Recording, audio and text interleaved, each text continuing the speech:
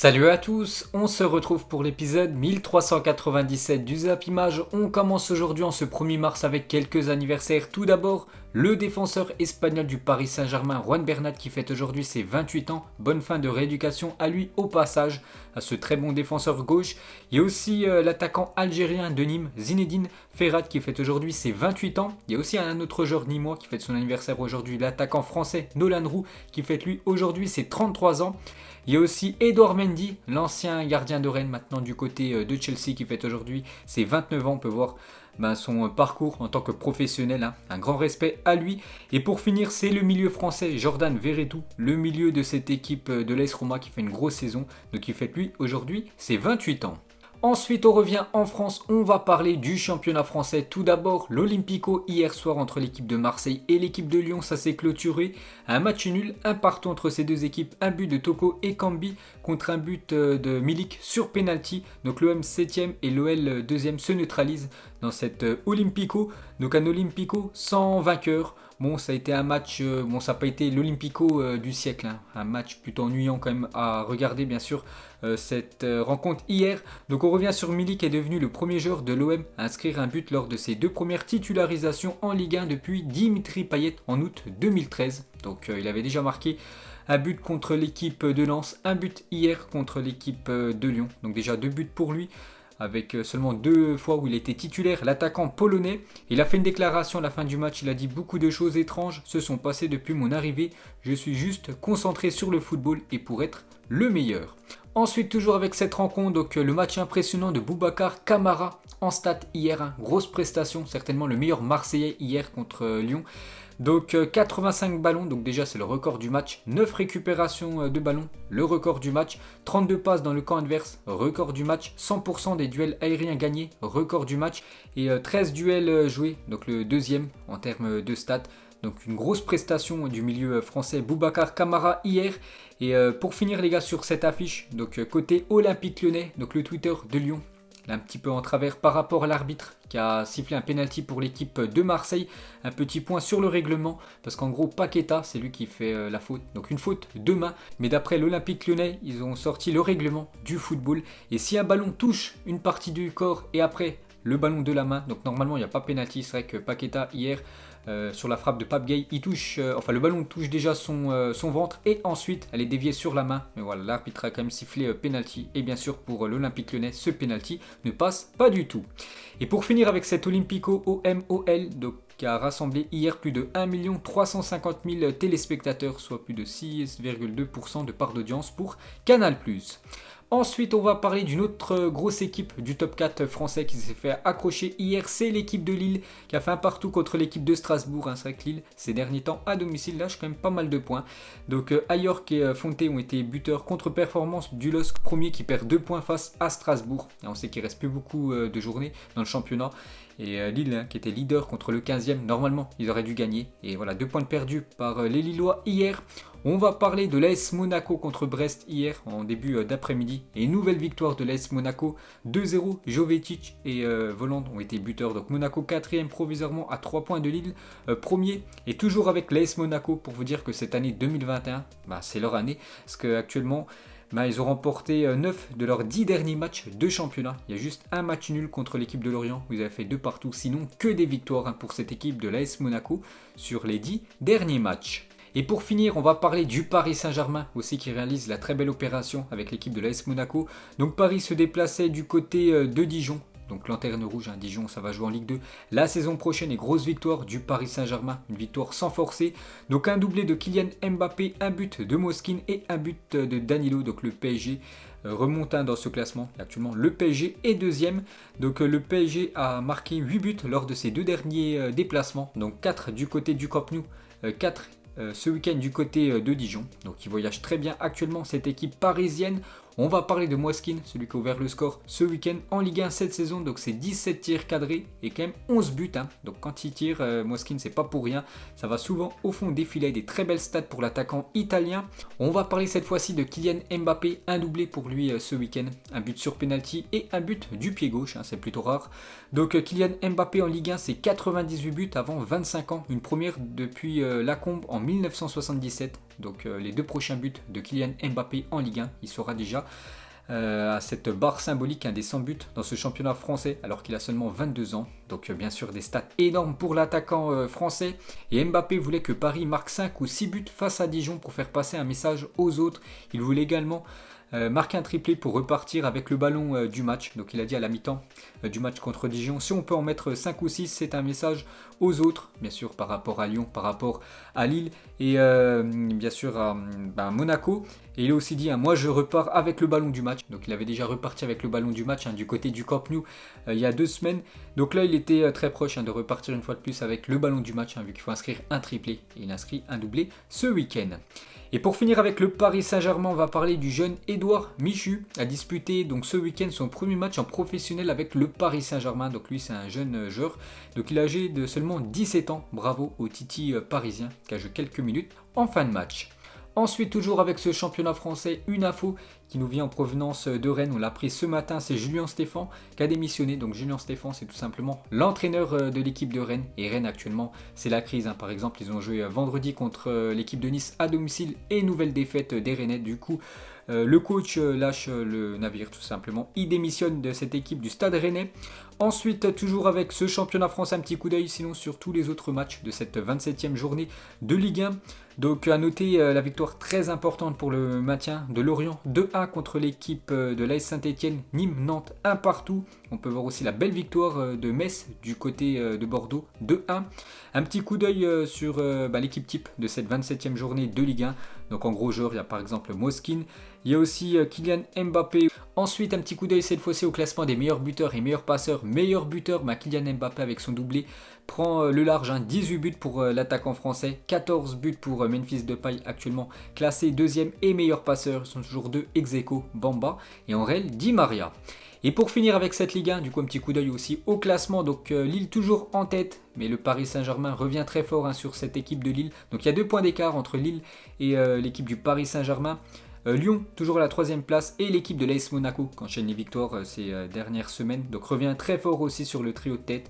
Donc voilà les 4 premiers. À noter que Marseille avec son match nul hier est toujours à la 7e position. Ensuite, direction la Première Ligue, on commence avec l'équipe qui écrase tout actuellement, l'équipe de Manchester City qui était à 19 victoires d'affilée avant son match ce week-end.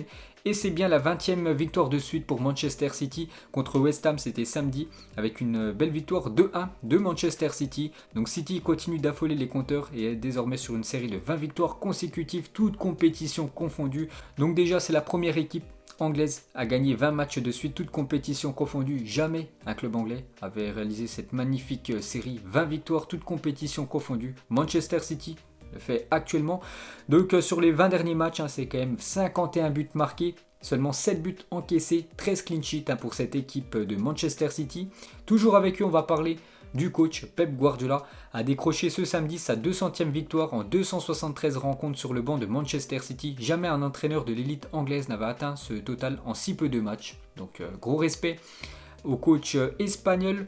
On va parler cette fois-ci du milieu belge Kevin De Bruyne. Et grâce à une merveille d'ouverture pied gauche pour Ruben Diaz, De Bruyne est devenu le 10e meilleur passeur décisif de l'histoire de la Première Ligue. Déjà 77 passes D pour Kevin De Bruyne dans le championnat de PL. Et pour finir avec les Citizens, une autre bonne nouvelle, c'est Sergio Agüero qui était titulaire ce samedi. Donc une première depuis le 24 octobre dernier, où il s'est blessé tout simplement. Il était sorti blessé face à West Ham, l'équipe qu'il a joué samedi. Ensuite, toujours avec ce championnat anglais, il y avait aussi un autre gros match, Chelsea contre Manchester United. Score final 0-0, pas de but dans cette rencontre entre Chelsea et Manchester United, toujours dauphin des Citizens. Donc Chelsea n'a pas concédé le moindre but à Stamford Bridge depuis l'arrivée de Thomas Tuchel. Il fait un bien fou quand même le nouveau coach allemand du côté des Blues. Donc ils sont toujours aussi invaincus, cette équipe de Chelsea, depuis que Thomas Tuchel a pris l'équipe. Avant, vous vous souvenez, Frank Lampard c'était compliqué les derniers résultats. Et depuis que Thomas Tuchel est là, ça va bien mieux. Que des victoires, quelques matchs nuls et toujours aucune défaite pour les Blues. Ensuite, on va parler de Manchester United face au Big Six en Première Ligue cette saison. Et en fait, c'est des résultats très moyens pour l'équipe de Manchester United, pourtant dauphin de Manchester City. Mais ils prennent pas mal de points contre les petites équipes anglaises, mais contre les grosses écuries anglaises. Mais ils font souvent des matchs très décevants et surtout un seul but en 7 matchs pour l'équipe de Manchester United contre les grosses écuries anglaises. Ensuite, il y avait un autre gros choc ce week-end, Leicester contre Arsenal, et c'est les Gunners qui sont venus s'imposer 3-1 du côté de Leicester. Donc David Luiz, Lacazette et Nicolas Pepe ont été buteurs. Donc belle victoire pour Arsenal, toujours à la 9e position. Donc Leicester toujours 3e.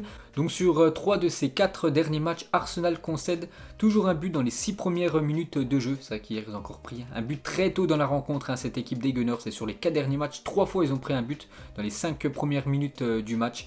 Il faut absolument qu'ils rentrent plus rapidement dans leur rencontre, l'équipe de Arsenal, malgré qu'ils ont quand même gagné ce match ce week-end. Et pour finir sur cette rencontre, on va parler de Nicolas Pepe, l'ancien Lillois. Donc il a été très bon face à Leicester. Donc déjà un but, un coup franc provoqué qui amène le but de David Luiz et un penalty provoqué qui amène le but d'Alexandre Lacazette. Ensuite, on va parler de Liverpool qui s'est imposé 2-0 hier du côté de Sheffield United. Ça va leur faire du bien aux Reds parce que ces derniers temps, c'était très compliqué pour eux en Première Ligue. Donc Liverpool 6e met fin à sa série de défaites en championnat. Donc Jones, buteur, et Bryan contre son camp. On ne sait pas si c'est un but contre son camp ou un but de Roberto Firmino. Et si c'est Roberto Firmino qui a marqué ce but, donc il a marqué le 7 millième but de Liverpool en première division anglaise. Donc Liverpool actuellement en 2e position. C'est Everton qui a marqué le plus de buts dans toute l'histoire de la Première Ligue, plus de 7108 buts inscrits par l'équipe de Everton, Liverpool 2e à 7000 buts et la 3e l'équipe de Arsenal, plus de 6955 buts en PL. Ensuite, il y avait aussi Tottenham ce week-end contre l'équipe de Burnley et grosse victoire de Tottenham 4-0. Un but de Lucas, un but de Harry Kane et un doublé de Gareth Bale. Il a été très très bon, l'attaquant gallois, donc un doublé et une passe D pour lui, donc élu homme du match. Et sur ses 4 derniers matchs avec Tottenham, c'est quand même des très belles stats pour lui, parce qu'il a quand même inscrit 4 buts et fait 3 passes décisives sur ses 4 derniers matchs, l'attaquant gallois. Et pour finir les gars avec Tottenham, on va parler d'Harry Kane, un buteur. Donc voici les deux joueurs les plus décisifs en Première Ligue cette saison. Donc Harry Kane, avec ses stats, c'est quand même 14 buts et 11 passes décisives. Donc il est impliqué sur 25 buts. Harry Kane et Bruno Fernandes, lui aussi, il est impliqué sur 25 buts. Parce qu'il a inscrit 15 buts et 10 passes décisives. On peut voir le reste du classement. A noter que Hugminson, lui, il est décisif sur 21 buts et Mohamed Salah, décisif sur 20 buts. Et pour finir avec cette Première Ligue, il y avait aussi Leeds United contre Aston Villa. C'est Aston Villa qui s'est imposé 1-0 du côté de Leeds United. Il y avait aussi Newcastle contre Wolverhampton, score final 1 partout. Des nouvelles les gars de Adama Traoré. Vous vous souvenez, la saison dernière, il avait été énorme. Mais cette saison, il a beaucoup de mal. Et il est totalement muet depuis le début de la saison. 25 matchs avec Wolverhampton en championnat et ses stats. C'est une catastrophe, c'est 0 but et 0 passe D pour l'attaquant espagnol. Et pour finir avec ce championnat anglais, du coup un petit coup d'œil au classement après cette 26e journée. Donc l'équipe de Manchester City en tête, 62 points, Manchester United deuxième, 50 points. Donc il y a déjà 12 points d'écart entre le premier et le deuxième. Bien sûr, Manchester City s'envole pour remporter ce titre. Donc Leicester 3e, West Ham 4e, à regarder le classement en relief pour voir vraiment la domination des Citizens. Ensuite, direction l'Espagne, on commence tout d'abord avec le gros choc samedi après-midi, Séville contre le FC Barcelone, et c'est le Barça qui est venu s'imposer 2-0 du côté du FC Séville, un but de Dembélé et un but de Léo Messi. Donc on va parler tout d'abord de Lionel Messi. Actuellement il est très bon, il fait une grosse année, enfin un gros début d'année 2021. Léo Messi, parce que les 11 derniers matchs de Messi en Liga, donc c'est quand même sa 3e meilleure série de sa carrière. Donc c'est en gros sur les 11 derniers matchs de Messi en Liga, à chaque fois il a été décisif, soit il a marqué un but, soit il a marqué un but avec une passe D, soit il a même mis des doublés. Donc voilà, il est très bon actuellement Léo Messi, beaucoup de buts inscrits, toujours avec lui, donc les victimes préférées de Léo Messi. Donc il a joué contre Séville et c'est contre le club où il a inscrit le plus de buts, Messi. Donc déjà 38 buts inscrits contre l'équipe de Séville et 12 passes décisives. Donc l'Atlético aussi, c'est une proie que Lionel Messi adore. Ensuite toujours avec lui, donc quand Jordan Juan tente d'arrêter Léo Messi, le joueur du FC Séville. Il en avait marre à la fin du match, donc il a complètement stoppé en faisant une grosse faute sur l'attaquant argentin. Et pour finir avec le Barça, les gars, on va parler de Ousmane Dembélé. Il est en grande forme, Ousmane Dembélé, lui aussi très bon depuis quelques semaines, depuis qu'il ne se blesse plus. Il retrouve vraiment son niveau qu'il avait à l'époque du côté du BVB. Et juste le seul point noir pour l'équipe du FC Barcelone, et c'est officiel, c'est Pedri qui souffre du muscle solaire de sa jambe gauche. Il est forfait pour affronter Séville en Coupe du Roi après-demain, et incertain pour le Paris Saint-Germain selon le journal Sport. On peut voir qu'il fait la une de ce journal Sport. En haut c'est marqué Pedri absent entre 2 et 3 semaines, donc il est absent contre l'équipe du Paris Saint-Germain, et ça c'est un gros coup dur pour l'équipe Blaugrana. Ensuite on va parler de l'actuel leader de la Liga, l'équipe de l'Atlético Madrid qui se déplaçait hier du côté de Villarreal et belle victoire de l'Atlético 2-0. Donc l'Atlético premier reprend confiance, Villarreal est actuellement 7ème. A noter que Félix, buteur hier, donc il était dans une mauvaise période et en fait quand il a marqué, regardez ce qu'il a dit, donc il a insulté le banc tout simplement des Colchoneros hier. Donc Diego Simón en conférence de presse, il a dit qu'il aime les joueurs quand ils se rebellent. Donc on a une petite info sur bien sûr Félix. Et pour finir sur cette affiche, donc Unai Emery, le coach de Villarreal, n'a jamais battu l'Atlético de Simón en Liga. Donc 4 défaites et 5 matchs nuls. Pire, son équipe n'a pas marqué lors de ses 5 dernières confrontations face aux Colchoneros pour les équipes entraînées par Unai Emery en Liga contre l'Atlético Madrid. Ensuite, il y avait aussi Valence contre Retafe et Valence une nouvelle fois s'est pris une correction 3-0 du côté de Retafe et Gabriel Paulista n'a pas pu retenir ses larmes en zone mixte. Le défenseur espagnol de cette équipe de Valence, il a dit: jouer le maintien pour un club aussi grand que Valence, ça fait mal, nous devons aller de l'avant, nous allons améliorer la situation et amener Valence là où elle mérite d'être, parce qu'actuellement Valence est très loin au classement, je crois qu'ils sont aux alentours de la 13e place, alors que la saison dernière quand même ils jouaient la Ligue des Champions, cette équipe de Valence. Et pour finir avec ce championnat espagnol, donc ce soir, le Real Madrid joue contre la Real Sociedad. Regardez normalement la compo probable pour l'équipe du Real Madrid ce soir. Donc en attaque, ça devrait être Vinicius Junior, Marino Diaz, vu que Benzema forfait, et Asensio côté droit. Et pour finir avec le Real, donc sur les 5 derniers matchs, c'est quand même 5 victoires, 8 buts marqués et seulement un seul but encaissé par l'équipe du Real Madrid, qui est actuellement en pleine confiance. Et pour finir avec cette Liga, du coup un petit coup d'œil au classement. Donc l'Atlético Madrid en tête avec 58 points en 24 matchs joués. Donc 5 points d'avance sur l'équipe du Barça actuellement deuxième. Le Real Madrid 24 matchs joués. Donc le Real Madrid joue ce soir. Donc si le Real Madrid gagne ce soir, il pourrait revenir à 3 points de l'équipe de l'Atlético Madrid. Et n'oubliez pas que le Real Madrid se déplace du côté de l'Atlético Madrid samedi prochain. C'est tout simplement un énorme choc et un match décisif pour le titre de la Liga. Ensuite, direction l'Italie, on commence tout d'abord avec l'actuel leader, l'Inter Milan contre les Renois. Et grosse victoire de l'Inter Milan, 3-0. À noter que Lukaku, une fois de plus, buteur, l'attaquant belge. On va parler de l'autre Milan, l'AC Milan, qui a obtenu la victoire du côté de l'AS Roma, qui était quand même 3ème du classement. Donc belle victoire de Milan. Kessié sur penalty et Rebic.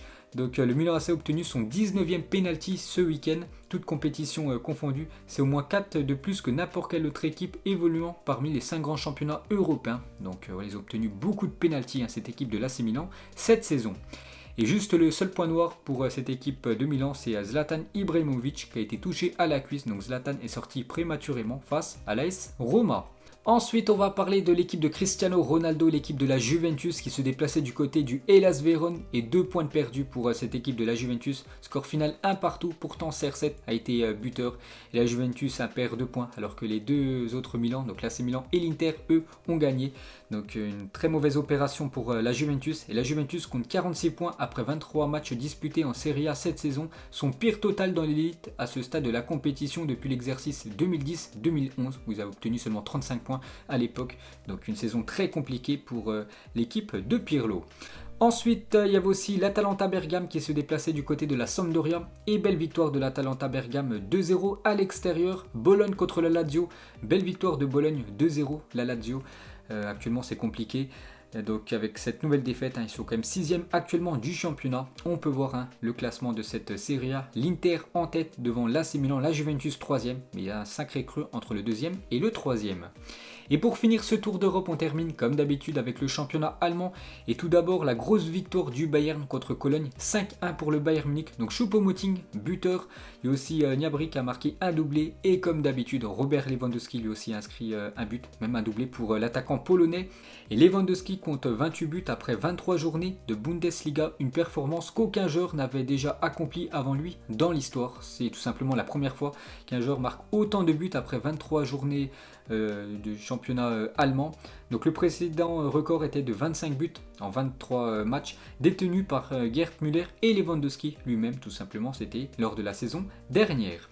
Et pour finir avec lui, donc avec 14 réalisations chacun, Robert Lewandowski et Lionel Messi sont actuellement les 2 meilleurs buteurs d'Europe en 2021, déjà 14 buts pour ces deux-là, alors qu'on est seulement début mars. Et pour finir avec le Bayern, on va parler de la performance incroyable de Goretzka ce week-end face à Cologne. Donc en 16 matchs de Bundesliga cette saison, avant le match ce week-end, c'était seulement 2 passes D en 90 minutes. Donc ce week-end, il a fait 3 passes D, le milieu allemand. Ensuite, on va parler du dauphin, du Bayern Munich, l'équipe du RB Leipzig qui s'est fait très peur contre le Borussia Mönchengladbach. Et on peut le dire un remontada pour cette équipe de Leipzig qui était menée 2-0 à la 56e minute. Puis après, ils ont remonté très rapidement et à la 93e minute, ils ont obtenu ce but du 3-2. Et ils ont gagné ce match 3-2 contre le Borussia Mönchengladbach. Donc le RB Leipzig est toujours à 2 longueurs du Bayern Munich. Ensuite, il y avait aussi le BVB contre Arminia Bielefeld, donc une équipe promue, et Dortmund, sans souci à domicile, grosse victoire 3-0, un but de Daoud, Régnier et Sancho. Et pour revenir sur Sancho en Bundesliga avec Dortmund, c'est déjà 99 matchs joués pour des très belles stats de 36 buts et 43 passes décisives pour l'attaquant anglais. Il y avait aussi Wolfsburg, actuellement 3e contre le Hertha, belle victoire de Wolfsburg 2-0. Et il y avait aussi Leverkusen contre Fribourg, nouvelle défaite à domicile de Leverkusen qui s'inclinait déjà jeudi dernier en Europa League 2-0 contre les Young Boys de Berne. Et ce week-end aussi, une défaite 2-1 contre l'équipe de Fribourg. Donc actuellement c'est compliqué pour l'équipe de Moussa Diaby. Et il y a aussi Schalke 04 qui a pris une correction du côté de Stuttgart, l'actuel dernier du championnat.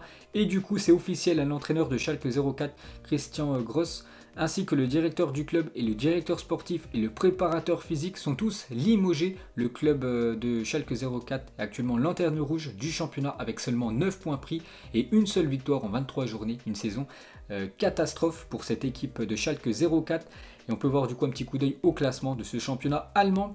Et pour finir les gars, ce long Zap Image bien sûr, toujours le lundi, c'est plutôt long. Voilà, vu qu'on parle de tous les résultats du week-end, on termine avec le 11 UEFA de cette semaine dernière en Ligue des Champions. Donc c'est les meilleurs joueurs lors des matchs de LDC la semaine dernière. Donc voilà les gars, la fin de ce Zap Image 1397. Donc si ça vous a plu, un petit like et on se retrouve demain pour le prochain épisode. Ciao à tous.